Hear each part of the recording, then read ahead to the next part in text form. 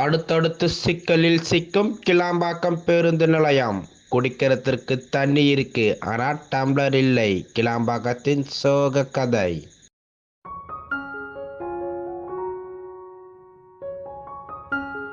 சென்னை வண்டலூர் அருகே அமைந்துள்ள கிளாம்பாக்கம் பேருந்து நிலையம் திறந்ததிலிருந்து தொடர்ந்து பல்வேறு சர்ச்சைகள் வந்த வண்ணம் உள்ளன.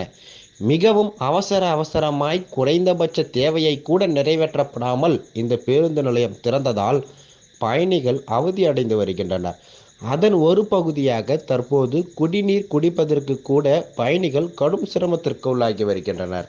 தண்ணீர் குடிப்பதற்காக பல்வேறு இடங்களில் சுத்திகரிக்கப்பட்ட நீர் வைத்திருந்தாலும் ஒரு இடத்தில் கூட தண்ணீர் குடிப்பதற்காக டம்ளர் வைக்கப்படாமல் இருப்பதால் பயணிகள் தண்ணீர் எப்படி குடிப்பது என தெரியாமல் தவித்து வருகின்றனர்.